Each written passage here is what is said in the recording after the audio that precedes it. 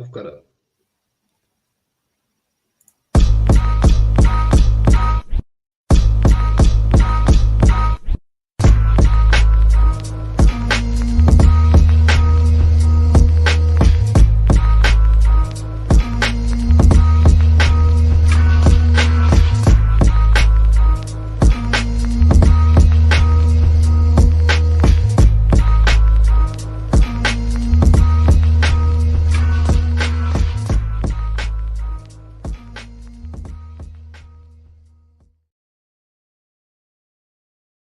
Evening, gents. Wow. Whew.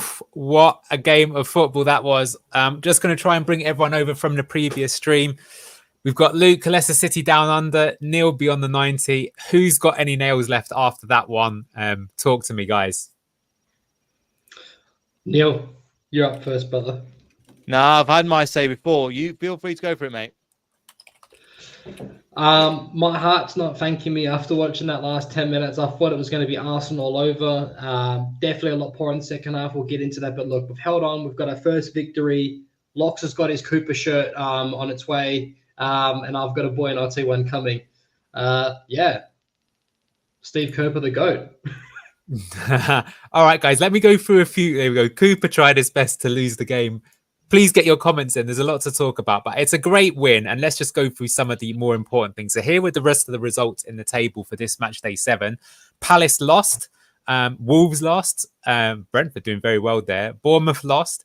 And Ipswich lost 4-1. And what does that mean? Well, you have to give credit where it's due. This is what it means. There's now a 3-point gap between Crystal Palace and Leicester City in terms of the relegation battle. If Everton win, they would go above us. But to be honest with you, after 7 games to be 3 points clear of the relegation battle, I would have taken that. I have to say that. I think 6 points from 7, you want to see 1 point a game average, I think, especially with the games that we've had. But look at that. A nice, tasty green W on the end there. With Southampton next, I still think that's a crucial game. I suspect there will not be a managerial change after this game, though. However disappointed that might make certain Aussies in the stream with me today. Yes, look, okay, I want to bring up some stuff here. Get your comments in it. Like, wow, we beat Bournemouth. Good, but not very impressive. Bournemouth are a good team. Beating them shows we're not really relegation fodder like other fans have been saying. Well, it's interesting to take your take on that. I kind of agree with that, but... Well, look, this is what I want to bring up here. So this is the match momentum. So what this basically shows is that the higher the bar is on either side, the more momentum they've got and the more likely they are to score. And so, you know, interestingly for the first half is that even though I think we were the better team in the first half, especially what you can see in that last 10 minutes, we were probably better in that half, but Bournemouth had their moment and we scored. But look at that second half. That's just so grim to see. This is exactly how it was against Arsenal as well. That's basically saying you're not having a threat. If someone can bring up the stats, you know, defending a 1-goal lead, though, how many attempts did we even have in that second half? It didn't feel like many. And I'll bring you the stats now. So here we go. The XG. Look at that. Bournemouth again. Higher XG. More ball possession. They had more big chances. At half-time, by the way, they had 0 big chances. But by the end of the game, they've had 3. 17 shots to our 6. Mads has made 2 saves. Look at this. This corners is disgusting. The second game. By the way, now we've now gone. This might be a Premier League record. We've gone 26 corners for the opposition without us having any. So that's just the facts. That's just objective. Now, SofaScore here's giving us the ratings for the game. You know, you can agree or disagree with this. What have they said? Buonanotte man at a match of an 8.1. Hermansen, Okoli, Fass, and Justin all strong. The rest of the team, not particularly good ratings. I think that might be harsh on some. For Bournemouth, Semenyo, their star man, yeah, he kind of had Christensen on toast. Their CDM's good. But you have to say, at the end of the day, they didn't score. Their forwards didn't do particularly good. So they're the facts. But you talk to me now that I've just presented you that info. Can I point something out? People have been saying that we've looked really vulnerable on our right-hand side, particularly of JJ. Well, I think that's a little bit harsh, but it is true. How much of I will give Cooper his roses here. He looked a lot less vulnerable with Ndidi next to him. What is your thoughts on that, Neil? And did you think that it was a much better game, particularly because of the change for Winks for Ndidi? Oh, it's a tough one. And I think the way that Winks works is better of the double pivot when we're in control of the game. I think the way that we play and the formation that we're trying to achieve, it didn't really work. But again, I understand why he was dropped. In the first half, you could kind of say, well, he didn't deserve his place. Second half, again, I think they invited pressure onto us, and I don't think that was the right game to have him on. I think the way that Steve Cooper plays, the reason why, let's take it back to back. Why did Winks join Leicester? It was because of Enzo and that possession style, playing it at the moment. And we're playing this style. I don't think Harry Winks will get a game going forward. Maybe a little bit of a cup run, but if Steve Cooper's a manager and he say, "Look, I've just got a first win with Harry Winks, Ricardo Pereira, and Fatau out of the team.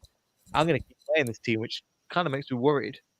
It's interesting that Winks wasn't. So go on, Luke. Yeah, go, Luke. Sorry, I'm probably just going to say what you're going to say. It's interesting that Samari came on instead of Winks. Or shut up now. Sorry. Yeah. It's exactly what I was going to say. It's interesting that Winks didn't even play a part, which suspects some big issues. Some good comments here. Blue tinted glasses, that's Larks. Big up to the boys for hosting a great match day live. Maybe I need the sack and you lads replace me. I have heard rumours that there's a bit of a falling out in blue tinted. No, I'm joking. We'll have the Lockstart mess at Logzil. Good thing here from LCFC fan.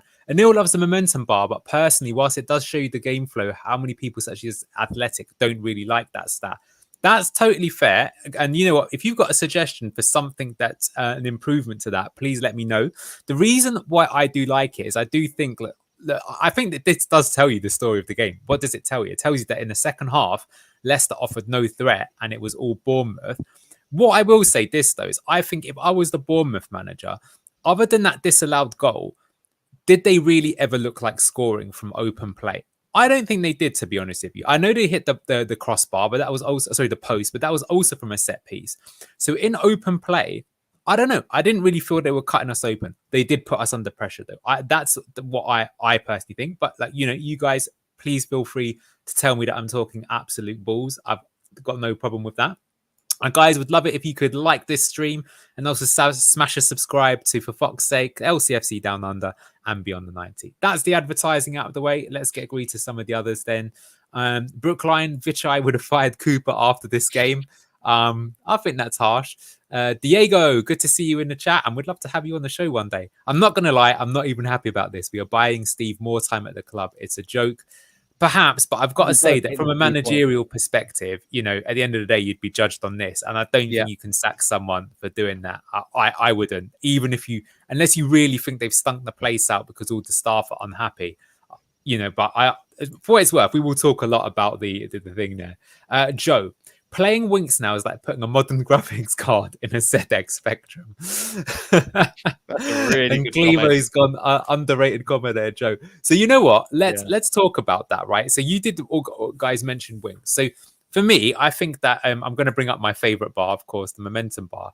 I think this is very much a story of two halves. I think the first half, we actually looked pretty good. So the big changes was that Winks came out of the team and IU came in. So Buonanotte did keep his place, but that's the difference that he tried to make. Buonanotte was absolutely superb. What I think that was impressive in that first half, and is the most that we've done it all season long, was our playing out from the back was actually quite good. Okoli was getting on the ball, Skips and Ndidi facilitating that. So we managed to beat the Bournemouth press quite well.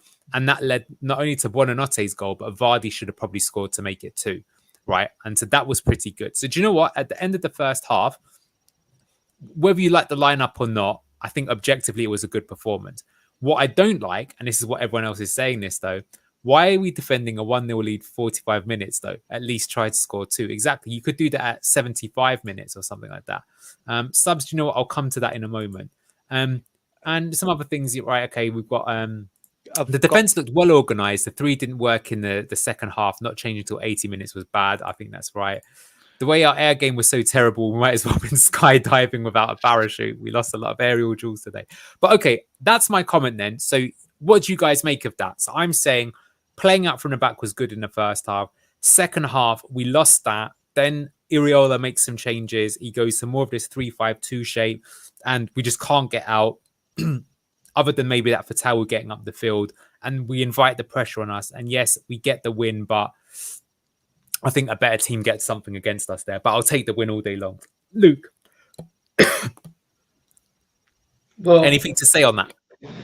Look, what I'll say is I'll take a win all day long. I'd much rather us have points. Yes, I want Super gone just as much as Cooper gone just as much as anyone else. But going on to that comment in terms of aerial duels, yeah, I definitely agree that we look vulnerable sometimes. Although I think Okoli was good in that last 5 minutes. He had at least 3 clearing headers to clear his lines while we were sustaining attack after attack in the last 5 minutes. So, yes, I agree. But set pieces, we do look a bit scary sometimes as well. But for the most part, we look a lot better defending set pieces. But there is times where I still hold my breath. Neil, you look chomping to say something. I can hear you thinking from here. I forgot what I was going to say. Never mind. I think it's funny, Luke. You say we look good from set pieces, but you know what? Today is the one time I would say I don't think we look good from set pieces. Like, we were really lucky that they didn't score. I will say that had Bournemouth have scored that, I still felt that was a bit against the run of the play, even though showing the momentum. Up until that point, I didn't really think that they were cutting through us. So, a goal from a set piece would have felt a bit against the run of play. And there was also that another header, I think Smith delivered it and someone headed it onto the post. But again, it came from set pieces. I don't think we were terrible. I'll give you that. But I do think that we didn't look as strong as we did. Like, even though we conceded off a set piece against Arsenal, I know this is going to sound crazy. I think we look better at set pieces against Arsenal. Does that make sense? Maybe I just sound like a madman there. Some comments here. I've been waiting to see Ndidi and Skip together. Thought they did really well. I got nervous when BDR and Edouard came on, though. So I'll tell you what, let's talk about the subs then, please, lads. And let's start with Ndidi and Skip's performance first. Also, just with that, before you get into that bit, just looking at the positions, I've just clocked this as well. Something I was going to bring earlier. Look at how many green players are in attacking positions for them and how many green players are in defensive positions for ours. We basically kind of cancelled them out by our defenders being better than theirs, and it finished 1-0. If you were to take that and go, right, that team with normally the attackers, and I think Bournemouth just haven't had an off day today. Genuinely think they just had one of those days where it just didn't work for them. And which is great, but I don't think this is sustainable for the long term. Yes, I would agree with that. And the XG will catch up with you in the end if that is the case. But yeah, you talk to me, Luke, then about, you can mention Skip and Ndidi if you want, but I want to ask you about subs in general. Subs in general. So, look, I think Dakova Reed is a donkey, but in the few moments that he was decent. He laid off a decent pass to, I think it was Ayu. So, look, I'll give him his roses for that. I'm still not sold on him. Edouard, I always get his name wrong. Edouard, he to me has the touch of a donkey, slow. We were screaming for a striker, although we just set one away that just scored 4 goals. Just saying. But whoever's not here always seems to be the answer. To be fair, but look, I have yet to be impressed by him. I wasn't really that impressed with him at Crystal Palace. He did decent at Celtic, but then again, Celtic just shoot fish in a barrel in that league over there. To be fair, so, but look. I see the comment. I disagree, Luke. He turned right into danger in halfway line and should never play again. Dakova Reed. Look, mate, I'm with you, dude. I just think for the brief time we've seen him, he wasn't that bad. But for every other game I've seen him, I think he's a total donkey. And like you go, I've got plenty of receipts to say that I think he's garbage. But I think this game wasn't that bad. Yeah, I'm just going to go through the subs here. So Diego said the Bobby Reed sub late into the match was the correct sub, in my opinion. Thought that role was going to be used when he got signed. Dorco said we struggled against the mighty Bournemouth. That is our misery right now. A lot of people are calling him Super Pooper. Looking at the subs then. So half time, they made one change. They brought in Dango Otara for Kluivert, who had been fairly ineffective. They said Kluivert was in the middle, but he wasn't. He was on the left-hand side for sure. And then that's fair enough. No real changes. Then this was the big one. So 63 minutes, Iraola really went for it. So he took off both their fullbacks. You can see that here, Smith and Kirkes, and he put on Sinistera and Scott. So Scott's an attacking midfielder, and Sinistera is a winger, although they sort of kept their shape really. So he was playing they went to kind of like a 3-5-2 basically. They tried to do like a bigger overload. And then they made another 2 subs in Unal and Brooks. So this is again, okay, we made 1 sub in the meantime. So Edouard for Vardy. To see it out, we've taken off Bonanote and Mavididi for Tau and Reed. And near the end, finally, even the mighty Jordan Ayew got taken off for Samare, who got booked. So they were the subs there. So what do you make of that? Do we think that they were the right subs? Do we think they were done at the right time? What do you think? I'll let Neil answer this. No. Long story short, Ayew should have been. If there's 2 ways of doing this, we either go because there was the opportunity to go. Look, we saw the defensive holes that were created in that team. And with that, okay, there's an opportunity to really get the most done and then change over and go for it. So we saw the holes in midfield. We then decided to put Fatal on and really capitalize on that. Or is another way where we start to play football, but after a good team, when they go a couple of goals up or 1 or 2 goals up, they start to take the momentum out of the game and slow it down, control the game. And it almost seemed like, oh, give it away. I don't know what we're doing. It feels like everything, even we went 1-0 up and our hair just set on fire. Instead of going, look, we got this relaxed, just kind of rustle our hair. We just went, hair's on fire, hair's on fire, hair on fire. And we were running around. It just didn't look very controlled. And if you keep playing like this, we will end up losing games. And we will end up, we've lost 6 games so far. We've just won this one, yes.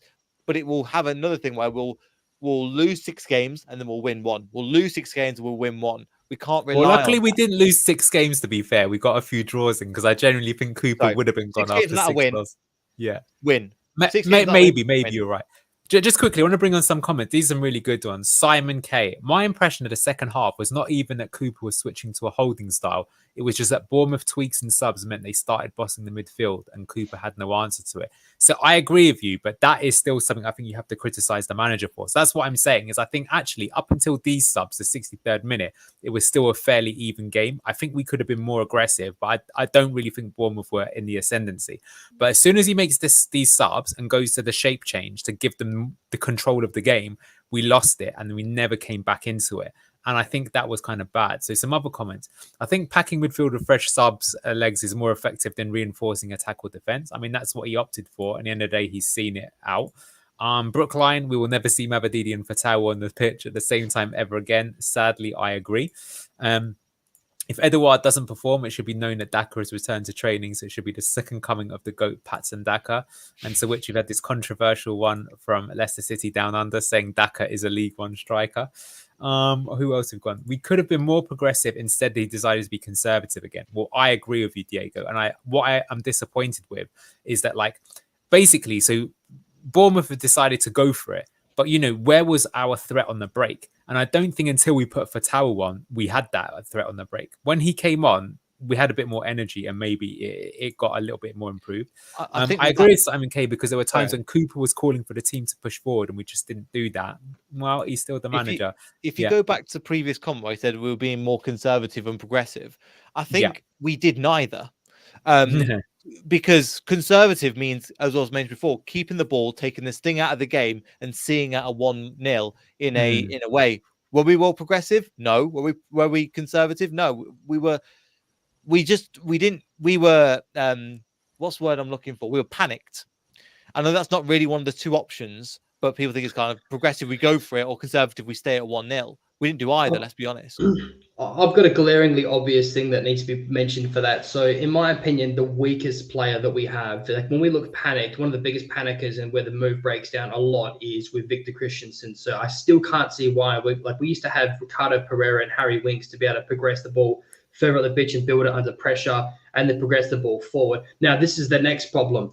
Now, you talk about building it out from the back or like you to hit them on the counter or any kind of transition whatsoever. The problem is that if we do, and that so happens to go our way, we have, how many times do we sit there during the watch along and say there is no options? How many times are you seeing a situation between Mavadidi where he gets the ball, runs up the wing, and you've got about 4 players between Mavadidi and Jamie Vardy? Yeah. The lads cannot perform miracles. So if we are going to hit them on the break and or on the transition, we need to have more people progressing and moving up the pitch, which is a massive problem. So we've got 2 problems building from the back. If we're not getting to a double pivot, whether it be Skip or Wicks, that's one thing. And the next thing is, it's just, in my opinion, Victor Christensen has offered nothing but maybe 1 or 2 crosses a game. He's been poor at marking. He's been poor on the ball, in my opinion, or not enough to make an impact.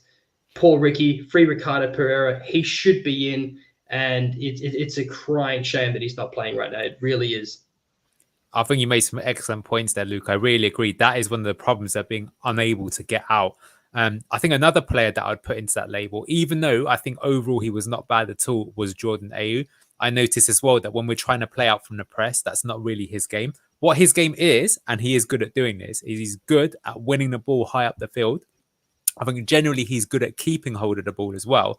And I think you can sort of trust him somewhat in possession. So again, I want to say I don't really have anything against Jordan Ayew. I don't think he should be a starter, but I actually think he's quite a good signing for the money paid, despite his age. I haven't got a problem there. But I He will would be say really again good that at 60 minutes. In this game, he would have been really good at 60 Yeah. minutes. yeah, because he'd have the energy. Because what I'm saying is yeah, because actually in the first half, he wasn't so bad even at holding onto the ball and getting us up the pitch. But Luke's hit the nail on the head that basically we've struggled to get out. So when you are struggling to get out, you need to get those people who've got composure and calm on the ball. And he's literally mentioned, we've got a squad that's got players like that. I can give you 3 off the top of my head: Ricardo Pereira, Harry Winks, Bilal El Khanous. You could put any one of those 3 on just to give you a little bit more control on the pitch. Victor Christensen's resume: cannot defend, hardly gets the ball forward, gets in Mavadidi's line of play, and can play the occasional cross. Hard not to agree with you there. You can't put AU and VK in the same category. He isn't a impressive player at all, but has qualities. VK, apart from his effort, doesn't really offer you much. Yeah, I mean, I will go back and see how Bologna used him last season, but I think he has been disappointed. Agreed, Neil. AU is good off the bench, not as a starter. Carol, welcome to chat. Of course, Ricky should be in. Free Ricardo. Cooper doesn't seem to learn from one game to another. And yet, notice again that Vestergaard not in the squad at all. The Danish manager said he was available for selection and will be playing for Denmark in the international break. Harry Winks doesn't come on as a substitute either. Chose Boubacar Samare over him. There we go. Steve Cooper excels at developing older players. And it's interesting because he hasn't really done too much of the youngsters. Although look, credit where it's due. I think Caleb Okoli and Ollie Skip today were low-key pretty good. I think Buonanotte will deservedly take the plaudits, but I think Okoli was really good today. And Scott, should we put...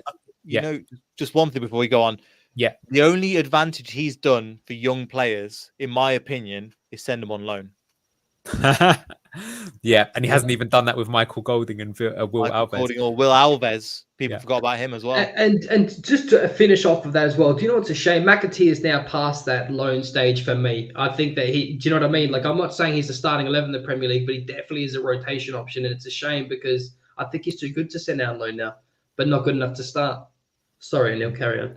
No, absolutely. Well, do you know what? This is a really good one. So I want to ask you about this opinion, which I think is... Well, I would just go...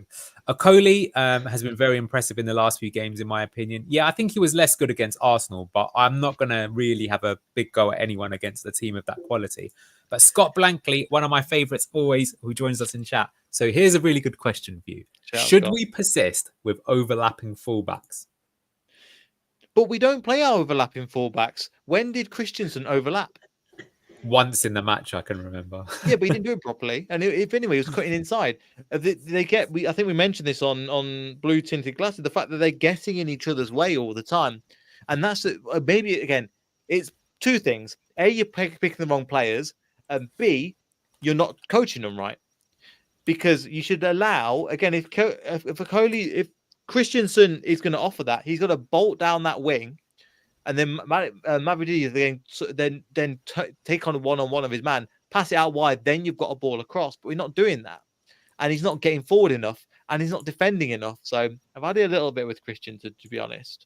Yeah, I'm with you. I'm going to bring this one up quickly because this is a good comment. LCFC fan said, I tried seeing highlights of VK, but nothing came up of him at Bologna. I don't know if that translates to him being bang average for us. Like no one wanted to make for him. So I've got here on the screen, this was how they were using him. Let me see if I can zoom in a little bit. So you can see that you had Calafiore there, obviously playing for them.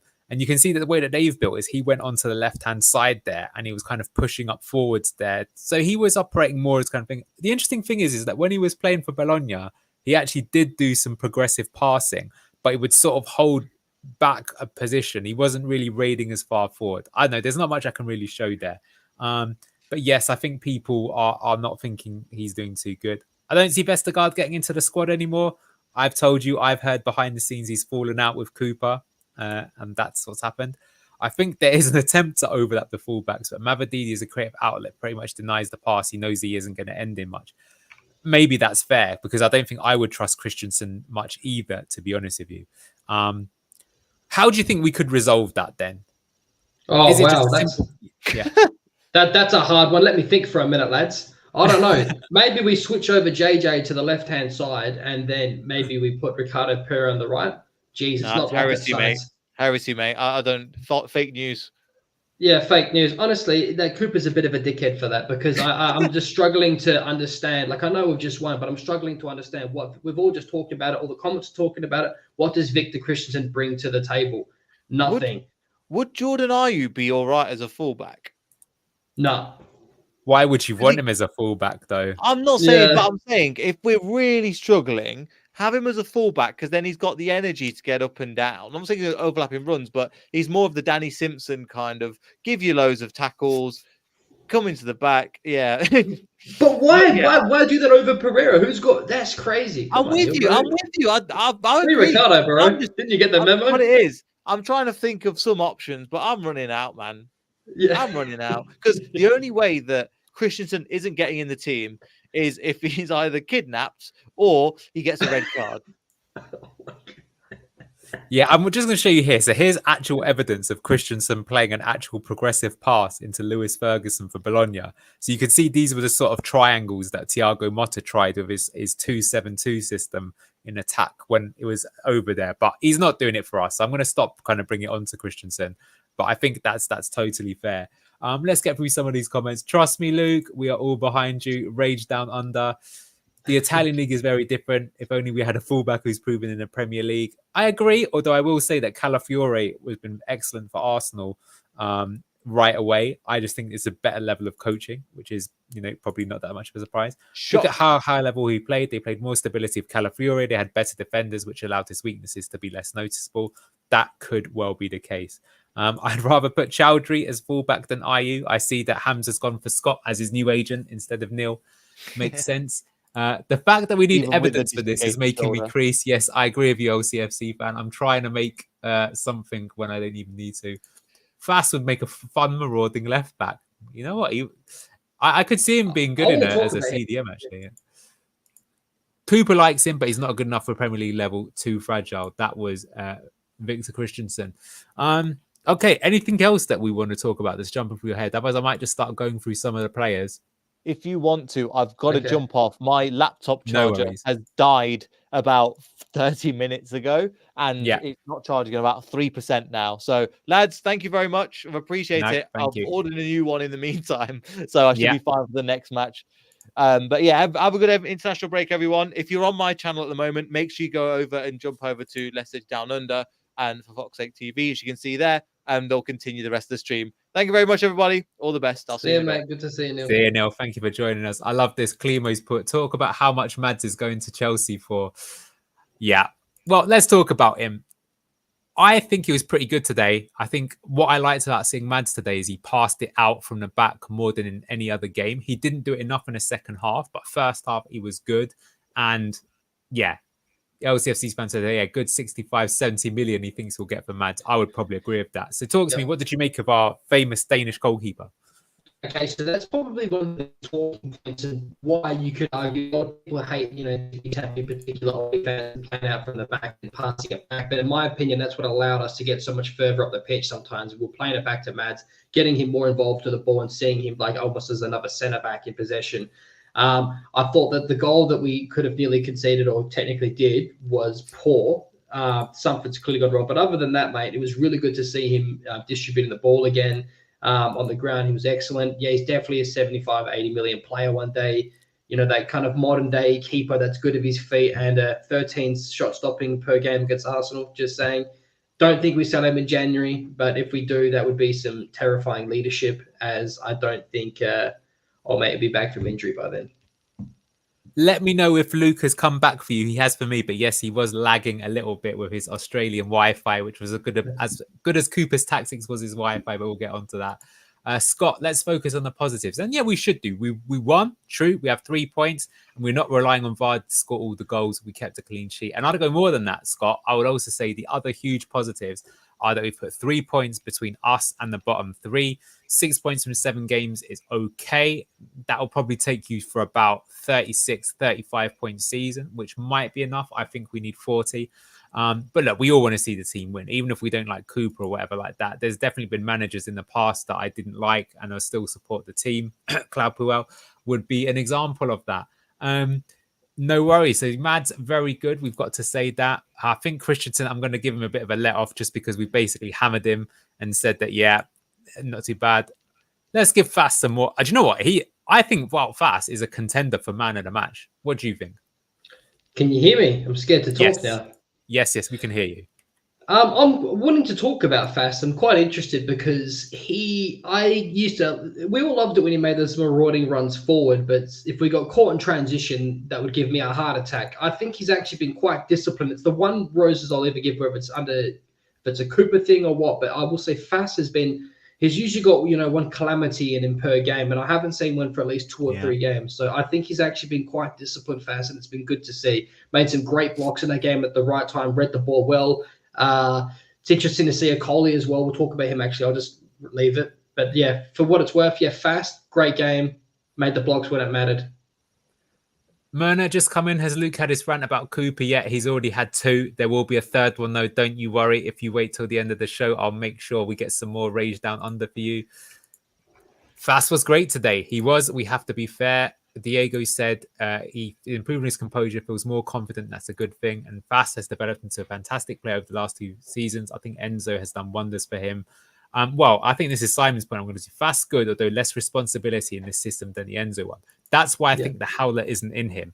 But you've got to say he was really good today. Look at that. 9 clearances, 3 block shots, 2 tackles. He won both his ground duels, only won 1 of the aerial duels. Someone put that in the chat earlier, which I agree with, that we got dominated in the air a bit too much.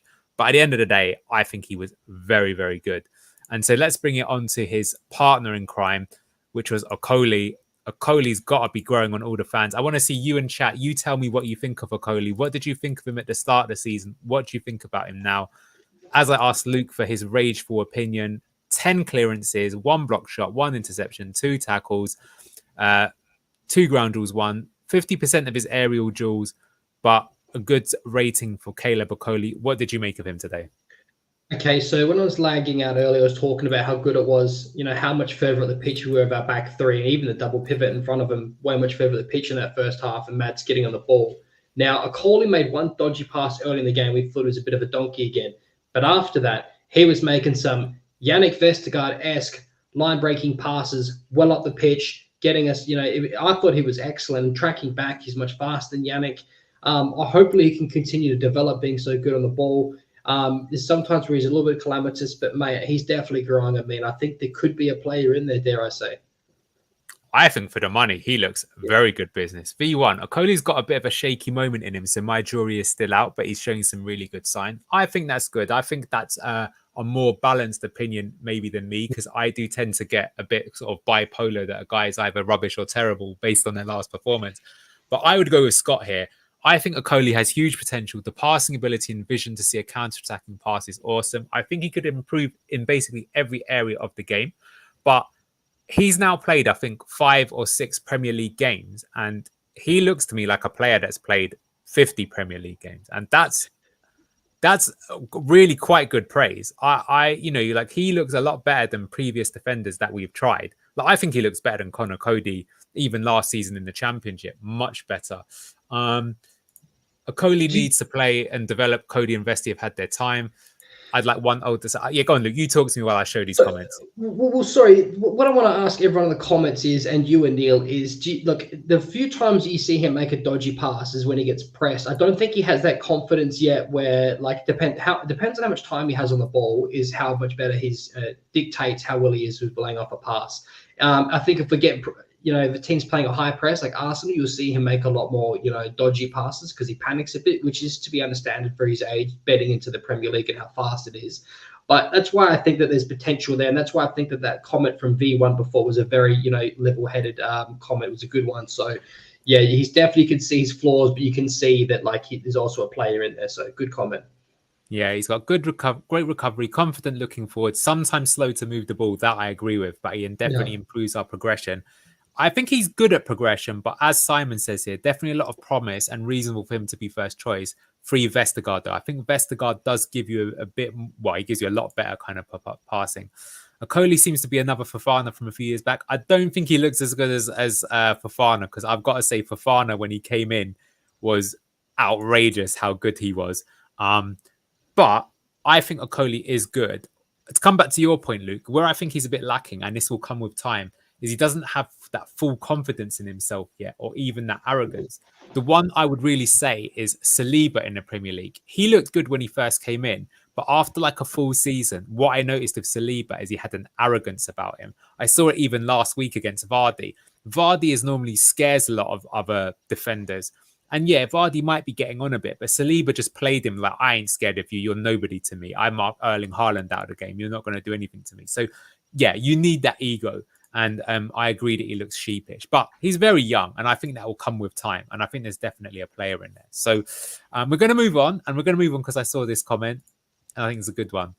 Also, can we appreciate James Justin? He had a fantastic showing, caught out 1 or 2 times defensively, but Fast had him covered and he looked solid going forward. And he had a very solid rating overall. So what did you make of James Justin, Luke? So I touched on it a bit earlier, but I thought Justin had a much better game. I think people have been a little bit harsh on him. I think the system sometimes doesn't suit him in terms of support. Same could be said for Winks.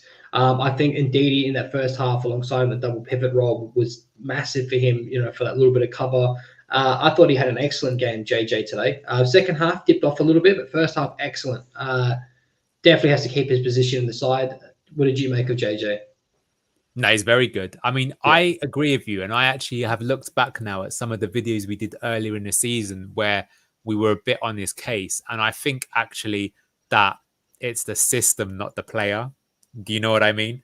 Yes. Because basically what happens, like we put it here, great assist for Facundo Buonanotte, which is true. But the way that we have the system is because Facundo moves in, it means that you're always going to get that 2v1 against you. That's why they put Sinisterra on in the second half, because they obviously thought Kluivert could beat him in the first half. So they took Kluivert off. You've got to give respect where it's due. If the other team literally takes their winger off that's playing against you one-on-one, you've played well. That's a fact. So they've taken him off and then they've put on, who was it on? Otara. He's still doing okay against Otara, although I think Dango Otara looked better.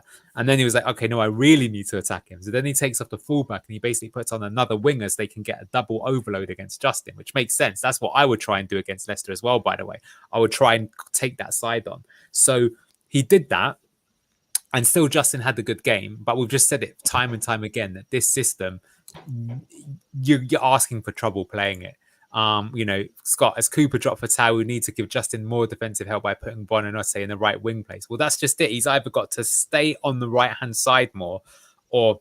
See, the thing is, I want to defend Facundo here as well. Like Dorco said, Leicester have to have a word in Facundo's ear. But the thing is that I think that both those players are doing what they've been asked to do. And that's what I think the problem is. I think what they've been asked to do is wrong and they're not doing it incorrectly. Does that make sense? So Buonanotte has been asked to start on the right-hand side but drift in. So if you think about it, then when we lose the ball, he's drifted in, so he's not on the wing. And so now on transition, they've got 2 players on the wing and Justin's one-on-one. And so that's why he's relying on Fass to get him out of trouble, which luckily he is. I've said a lot there. Want to see what chat has to say there, but what do you think of that as well, Luke? Yeah, well, it's interesting you say that because it almost looked like the opposite to me in the second half. It looked like it went from Buonanotte starting in the middle, drifting out to the right. It almost looked like he'd switched positions. But we'll talk about Buonanotte soon, I'm sure. Yeah, but I think that is the thing. And I love this as well. Yeah. Joe Smith, even if JJ is the dog's buttocks on the right, he needs resting at times. And his understudy, Ricardo, needs game time. Ricardo and understudy. I hate this timeline. Exactly. I think you need to take responsibility as players. The players are playing on the game to make your own judgments and change the play accordingly because it was not working. You know what? That's fair, LCFC fan 15. Is that like, even if you've been asked to do something, sometimes you've got to have the intelligence. And that's really what the top players do. Like, I really think back to 2018 World Cup final. England are 1-0 up against Croatia. And you can see Luka Modric is just like, guys, give me the ball and do what I'm telling you to do. Forget what the manager says. I'll tell you how we win this game. And they won it pretty easily after that.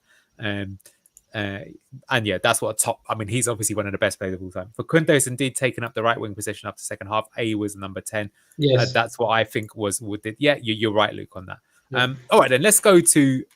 We'll go back to some of our plays in a minute, but let's talk about, guys, don't fall in love with a lone player. That's what they tell you. Don't fall in love with a lone player. Nothing good can come of it. But who's going on lcfc.com tonight and ordering themselves a Buonanotte 40 t-shirt? That's what I want to ask you, Luke. Talk to us about the super Argentine. Facundo's on fire. Your defense is terrified. He is an absolute beast. I would love so much to have back to the Enzo system with our high eights in a box midfield, and I would love to have Dewsbury Hall on one side and Boy Notte on the other. I think we'd be doing some damage. This player, he looks the real deal.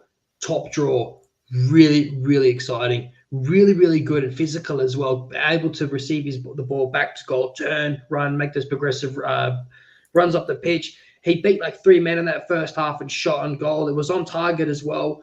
I think I was just over, but mate, like you think you said to me like, oh, during that watch along, why did he shoot? Well, if you're going to play like that and beat your man, you've got the right to, and he proved it when he put that top bins in off the left. That was sexy. Yeah, Operation Don't Fall in Love with Faku is well underway. Got to do that. Facundo's on fire. Your defense is terrified. Exactly. We can't afford Facundo. I would agree. Now, Luke has several times made the thing. He said that, well, he thinks he'll go back to Brighton in January.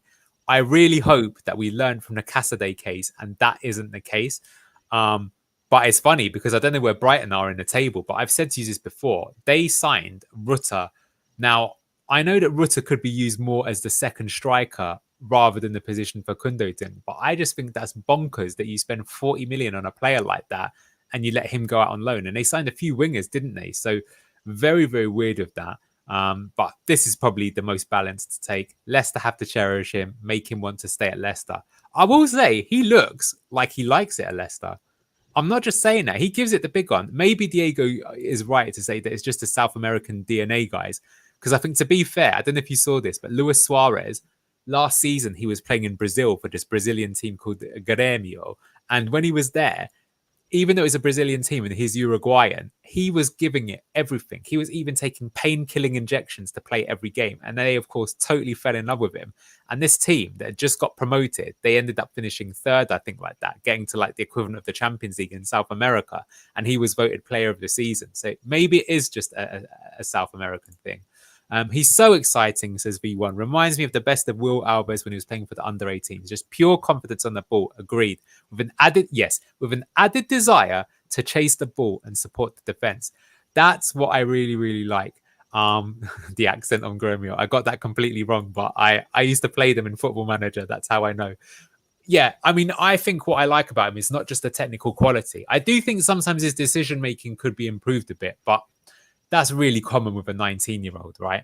But his defensive work, and also, and this is why he's got to stay in the team for me, is that when he receives the ball, he can hold it. And do you know what? I just wish, could you imagine a world, Luke, where Enzo Maresca's the manager and, okay, Kiernan Dewsbury Hall is gone, but Buonanotte is there as the 10? One of the eights. One of the eight. You know what I mean. I know what you mean. So look, this is a really good talking point that maybe we can talk about either today or tomorrow. But like, look, what I want to just quickly say is I feel like there's like a bit of a head fuck right now with a starting 11. No matter what we pick under this system with Cooper, you're always going to feel like we should have picked something else. And Didi's made himself undroppable, but then again, it's Winks hasn't been that great, but then you would think on paper, it's like, man, we've got to have Winks in the team. We've got to have him that double pivot. Skip's been really good too. We've got to have him there. Oh, Ricardo Pereira's not the team, so unless you play him as a right back. The scary thing is Buonanotte has to be playing every game now as that 10 because we're playing only a sole 10. But then that means someone has to make way for Ndidi. So I feel like we have a bit of a conundrum here of like, what is the best starting 11? I don't even know under this Cooper system, to be honest with you. Yeah, I could drop IU, is what I would say. Carol Newman, devastating that Facundo is only on loan and speaks volume about how the rest of our squad is not being developed. But all credit to Facundo, absolutely. Diego, exactly. They give everything for their teams. They are pressing monsters. Think of Julian Alvarez. The determination, perseverance he shows is the hallmark of a South American player. Do have to do that. And Facu has to start every game. Would agree with that. Really impressive. And before this game, I thought Ndidi had been overall our best player of the season. I think he's still been good, but I've got to say that it's now this man for me. Let's go back to these two. So he talks to me about Ndidi and Skip. But you know what? Let's talk about Oliver Skip, because I think he's gone a bit under the radar in this game. Big time. Big time. What was interesting, as we mentioned before the game, like, was it going to be Ndidi that was going to be playing, a bit more further back where like Winks normally would be, and would it be Skip as the builder, but as the game carried on, he actually still kept his position further on the pitch. Like, his ball distribution again was brilliant. He adds a little bit of the ball carrying ability as well with the brilliant passes. he's definitely flying under the radar. Like you asked me during the game, I said, who do you think was our best signing? I don't count Boynotti as a signing because he's alone. So in my opinion, Skip has been probably one of the best buys that we've made so far. I definitely think that he's undroppable now as well. Yes, I would agree with that. LCSC fan who says Skip is far more athletic than Winks. It's funny because he doesn't look at it. We've been saying that face is the look of someone that's been down a coal mine since the age of 8 years old. But fair play to him. Brookline, Skip and Ndidi have locked down their spots for the season. I think that you're probably right. Dorco's even said Skip should be skipper. See what you did there with the name. I could see that happening in the future, but I think that's a few more years yet. I think that makes him more dynamic CDM, the athleticism. I think that is fair. Yeah, it's a bit funny because Winks is normally quite mobile, but he hasn't looked it so far this season. But yeah, I think Skip went under the radar. Skip over Okoli for best signing. I could see why you would say that. I will say this, and I think a lot of people said this in the summer, is they said that actually Skip was a good signing, not just for the player, but for Leicester, but basically for everyone involved. Like he's a player that just needs to go and play like 50 games straight in a team where he's going to be one of the better players. And that's probably what's going to be the case. And given how much we paid for him, it'll be interesting to see if he takes another move in his career, because he could end up being one of those, a little bit what's happened with Wilfred and Diddy, that they just end up being like a pivotal player for us for a long time. He tackles so clean. That ref blows a foul because I don't think it's possible to tackle like that. V1, I'll be honest, Skipper shut me right up. I wasn't convinced of that signing, but he's been solid so far. Great eye for a ball, even if execution isn't there because of the structure. I think he's improving with every game. Best signing equals for Kundo. Yeah, I guess we're talking about permanent one. A different structure opens up the field for him so much more. Now, that's what I would love to do that. Vestergaard is our best signing. Don't know. If we're talking about perma, then Skip absolutely takes the cake. And I think he should start. Yeah, he's not. I think we should start the he's not bold chant now. Plan for the future. Yeah, that's a bit of a receding hairline. Maybe he can go and join Locks for a Turkish hair transplant. Let's briefly talk about Ndidi for a little bit. Where would you rather see him play? Well, look, I said it's the system. I still think Ndidi's better higher up, but he had a good game today.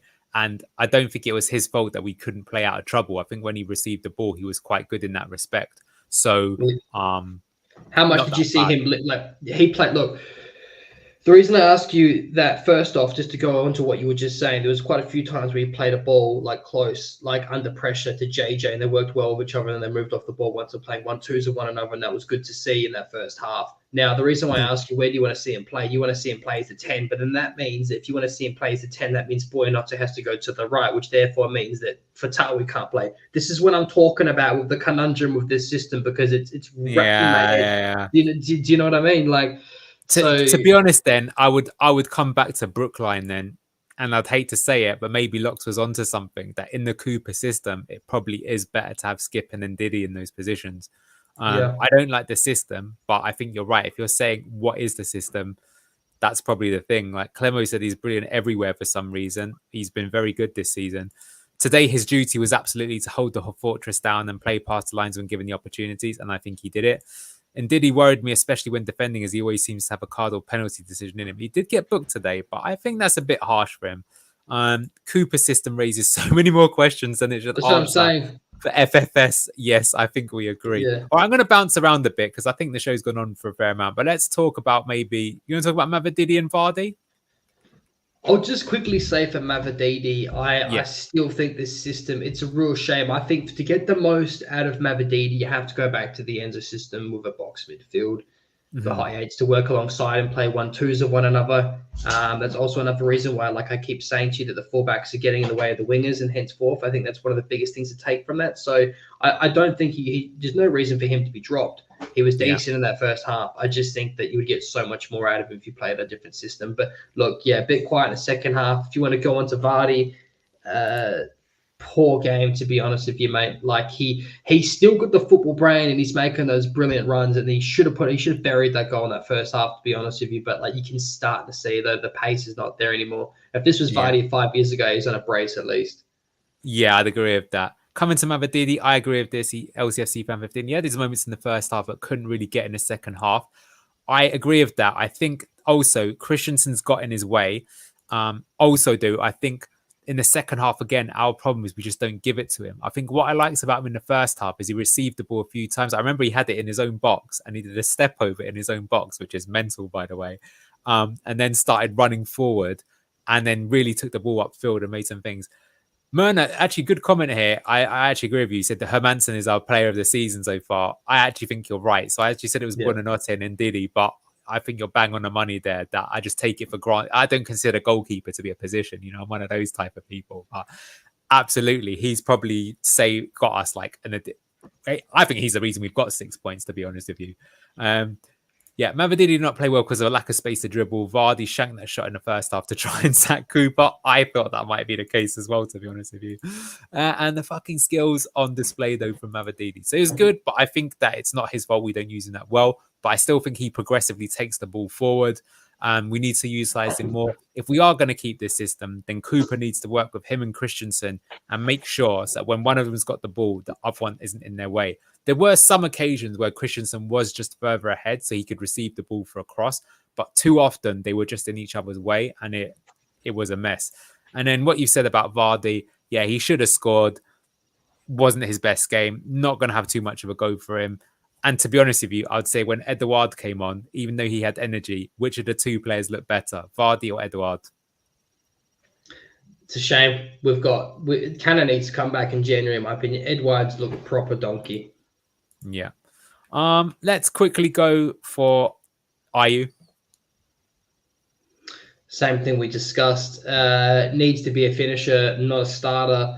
Holds up the ball, but then that's all that happens, and then he gets fouled, and then that gives the team time to recompose and reshape. So, in my opinion, all it does is stalemate all of our progressive balls at the pitch and on transition. I just think that, like you said, I think it's a decent signing for what you said for the money, cut player, finisher, but we've talked about it to death. I just don't think he should be starting, or let alone playing at least 80 minutes. It's wild. It's funny here. Phil Morby should not have wasted money on a load of old has-beens like Cordova Reed, Ayew, and Edouard and spend it on Buonanotte. I suppose, to be fair, Cordova was free, Edouard's on loan, and Ayew was about 8 million. But wages, signing on fees, there's a point there to be said there. And don't get me wrong, we'd have loved to have done it. Scott, thank you for always saying this and being our cheerleader. Please, everyone, smash the like button and subscribe both to For Fox's Sake and LCFC Down Under. We'd love it if you could. Myrna, there are at least 5 teams who are worse than we are. You might be right. I'm not sure there's 5, but so far there does appear to be 3, and that's all that matters, really, if we're being brutally honest. Harsh on Ayew, boys. I was going to say, I think Luke is being a bit harsh. I think he was all right, to be honest with you. I never said he was. Yeah, sorry. Yeah. Go on. Yeah, defend yourself. No. Maybe you're right. Okay, look, I'm not slating him, guys. I just think that when you get the best out of the side, I think that he should be starting. But look, I thought he was really good in that first half. And maybe I am being harsh. I'm sorry. No worries. Okay, you talk to me about Steve Cooper. I'll get rid of his ugly face whilst you're talking about him overall and try and be objective, I would ask you, for this game rather than just give an opinion. And look, what I will say again is this are some good points. So, Myrna said there are 5 teams worse than us. And currently, there are actually 5 teams that are worse than us. Although Everton are playing right now, so they might go above us depending on. They are playing Newcastle though, but there's definitely 4, and we are currently 3 points ahead of Palace, just 2 points ahead of Ipswich. But we do have Southampton next, which is another huge game. So talking about Steve Cooper in terms of this match specifically, go. Oh, okay. So if you want me to be measured, I think we've raised before that he's got to tune out of the players and being a little bit more defensively resolute, winning 50-50s, winning the ball back. But the problem is once we win the ball back, we do nothing with it. I think I still want him sacked, obviously. I think we held on by the skin of our teeth. We still haven't seen a full 90-minute showing. We've not seen a performance for the full 90 minutes. We've had basically first halves or a second half chasing the game. Pretty much on the money of that comment right there. Let's read it out because I think this is actually, if you had to do a description for this match, great first half, second shit half is the way I analysed it. I could save my match analysis and just have that comment. That's pretty much it. Over back to you, Luke, though. That's pretty much it, mate, in a nutshell. I still don't buy into him, and I think what scares me is the morale that's going to be going. Let's finish with that, mate. We've got Winks and Ricardo on the bench, not getting a minute. Yeah, that's crazy. Simon here's put this. I actually agree with this. We are a 45-point team, in my opinion, but probably down to 40 with Cooper's poor selections and game management. I think that's right. But I suppose if we got 40, I would probably take 40 right now if you offer to me, because I think that will be enough to stay up. And yeah, worry about those being in a zone being Palace. So he's worried that one of those teams currently in the relegation zone is Palace, because they're better than that, in my opinion, and will recover. Yes, I agree with that. I can't see Palace being in bottom three. I'm very surprised that they've done so badly. I saw them not only against us, but against Manchester United, and I cannot believe they've only got 3 points. I didn't catch the game earlier today. I'll be interested to know how that one went against Liverpool. So I expect them to come out of it. But I have to say that Wolves being bottom of the table is really good for us. And I would say I don't think things look that great for them, because let's say they sack Gary O'Neill. Who are they going to be bringing in? In case you're not aware, with Wolves, they've had PSR issues for a long time. They have these Chinese owners, and the Chinese government have basically said that they don't want anyone investing internationally in football anymore. So basically, they've got no money to really invest in the team. So now they can only invest what the club makes. And so that's why, if you remember Wolves, when they first came up from the Championship and they got to Europe, they were spending loads of money. They were getting these outrageous signings like Ruben Neves and stuff like that. And now they've moved away from that. So I think they are going to sack their manager. I think they're going to be the first team to do it. Maybe Man United will be the second team to do it in the international break.